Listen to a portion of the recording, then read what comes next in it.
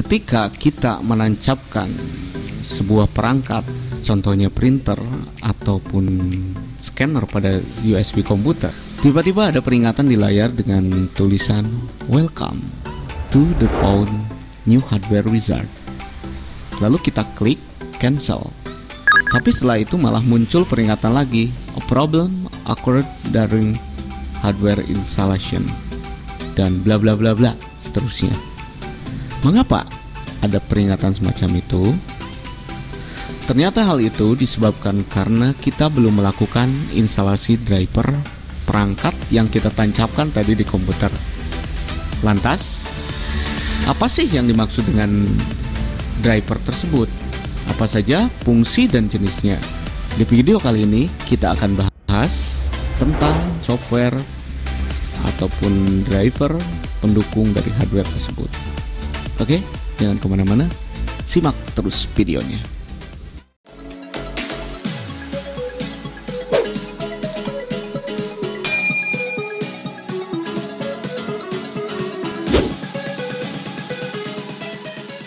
Assalamualaikum warahmatullahi wabarakatuh. Kembali di 99 Channel. Apa kabar sobat YouTube sejagat raya? Komputer itu terdiri dari beberapa perangkat keras atau hardware yang saling terhubung. Bagaimana cara tiap perangkat keras atau hardware tersebut saling terhubung? Jawabannya adalah karena adanya driver tersebut. Karena driver adalah software yang memiliki tugas untuk mengontrol hardware yang terpasang di komputer agar bisa terkoneksi dengan operating system atau OS. Contohnya semisal di Windows pada sebuah komputer, aplikasi-aplikasi lain atau perangkat yang lainnya. Jadi driver itu memiliki fungsi yang sedikit berbeda dengan software umumnya, karena si driver ini adalah komponen penunjang atau pendukung yang bersifat khusus. Bisa bersifat khusus karena driver lah yang membuat interaksi antara hardware dengan hardware bisa terjalin. Misalnya WiFi, LAN, keyboard, printer, mouse, BIOS atau PGA dan lainnya dengan komputer. Kalau tidak adanya driver, maka hardware-hardware tersebut tidak bisa digunakan karena tidak bisa terkoneksi dengan komputer. Jadi bisa didefinisikan driver adalah sebagai pemacu, peranti, atau istilah teknologinya yang mewakili perangkat lunak atau software yang tugasnya menghubungkan perangkat keras atau hardware. Jadi tidak bisa digunakan si hardware itu bila tidak adanya driver yang tepat terinstal di komputer. Driver dibutuhkan komputer sebagai panduan agar bisa bekerja secara optimal. Penjelasan secara mudahnya adalah karena setiap alat memiliki aturan tersendiri dalam penggunaannya, maka si driver seperti layaknya buku manual yang berisi panduan bagaimana alat tersebut digunakan. Ingat, karena komputer itu tidak sama seperti kita manusia yang bisa belajar sendiri. Untuk bisa memahami bagaimana cara kerja sebuah alat yang dihubungkan ke komputer, maka komputer butuh panduan. Panduan inilah yang disebut sebagai driver. Driver itu memiliki fungsi khusus. Fungsi driver adalah menjadi buku panduannya komputer agar bisa mengenali dan menjalankan hardware yang terpasang. Jadi bila kita menginstal sebuah perangkat, misal contohnya driver LAN, maka sama artinya kita memasukkan buku panduan penggunaan LAN ke komputer. Maka dari situ bisa kita kelompokkan bahwa fungsi driver tersebut terdiri dari dua hal. Yang pertama adalah untuk menghubungkan hardware dengan komputer. Yang kedua, untuk mengenalkan hardware yang terpasang di komputer agar komputer bisa menjalankan hardware yang baru terpasang tersebut. Itulah mengapa kita baru saja memasang hardware tertentu tetapi tidak bisa kita jalankan. Itu bisa disebabkan karena drivernya belum kita install, bahkan drivernya belum kita update, atau juga bisa menyebabkan hardware tidak bisa dijalankan. pada saat kita install ulang operating system, contohnya Windows pada sebuah komputer, juga harus disertai dengan install driver. Jika tidak, maka bisa saja ada hardware di dalam komputer yang tidak berfungsi sebagaimana mestinya. Jadi, fungsi driver sangatlah penting untuk bisa mengoperasikan komputer. Nah, pertanyaannya, bagaimana cara mendapatkan driver komputer tersebut?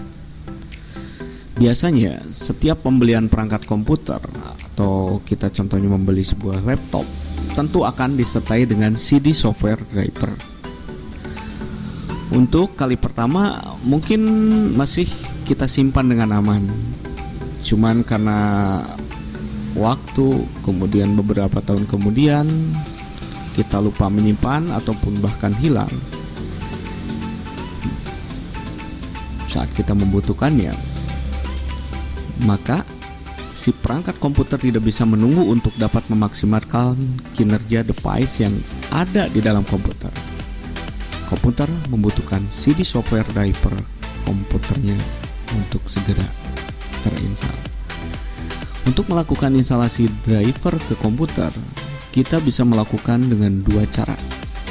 Yang pertama, kita bisa lakukan dengan mengunduh atau mendownload satu persatu driver yang kita butuhkan melalui website resminya, atau kita bisa juga gunakan pilihan untuk install driver secara otomatis.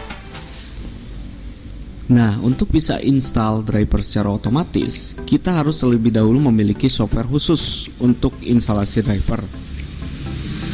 Pilihan untuk install driver secara otomatis banyak dipilih pengguna karena lebih efisien dan simpel.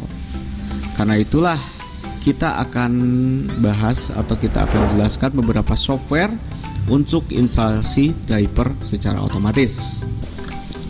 Yang pertama adalah Driver Pack Solution. Software ini kita bisa dapatkan, kita bisa download di Google, kemudian kita bisa menginstalnya. Driver Pack adalah sebuah karya dari Arthur Kuchiyakov. Kita bisa gunakan untuk install driver dengan sangat mudah dan kerap menjadi pilihan yang terbaik. Ya, inilah salah satu dari software untuk instalasi driver secara otomatis yang pertama. Jadi cara kerja dari software ini langsung bisa kita rasakan setelah kita menginstal software. Begitu software selesai kita install, software ini akan langsung menganalisa dan memberikan opsi terbaik mana driver yang dibutuhkan komputer kita dengan kemampuan mesin learning yang bisa menginstal driver secara otomatis. Tentu menjadi alasannya software Driver Pack Solution ini menjadi pilihan terbaik. Kemudian yang kedua adalah Driver Booster. Si software ini selain mengupdate driver booster juga dibekali kemampuan untuk meningkatkan perform hardware komputer kita. Sehingga tak salah bila software yang bisa digunakan untuk install driver otomatis ini banyak menjadi pilihan para pencinta game. Sebab software ini bisa melakukan tweaking untuk keperluan game. Ia juga bisa uninstall driver lama dan menggantinya dengan yang baru. Kemudian yang ketiga, software yang ketiga adalah Driver Mac. Ya, jika kita ingin software instalasi driver yang sederhana, maka Driver Mac bisa menjadi pilihan yang tepat. Pada intinya, driver ini bisa kita gunakan untuk install driver secara otomatis tanpa perlu repot-repot satu persatu cari driver yang tepat. Kemudian yang keempat adalah Driver AC. Driver AC yang juga menjadi software untuk install driver secara otomatis. Uniknya, software ini bisa bekerja seperti sebuah antivirus, tetapi di scan adalah daftar driver yang perlu diupdate saja. Kemudian yang terakhir ada lagi, ini lumayan sederhana juga ini, yang namanya Slim Driver. Slim Driver adalah software untuk mengelola driver yang terinstall di dalam Windows. Kemampuannya tidak hanya terbatas pada update driver, backup, restore, dan uninstall driver, tapi si software ini juga termasuk memiliki fitur-fitur slim driver yang dapat dinikmati oleh pengguna.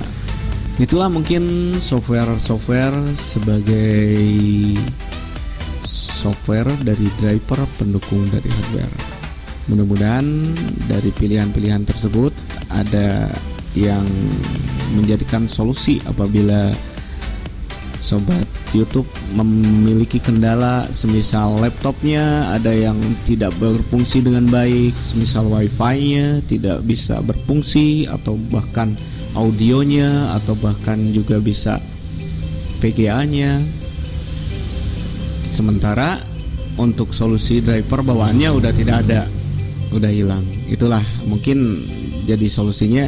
Kita bisa download di website-nya yang resmi dengan catatan satu persatu kita download sesuai kebutuhannya.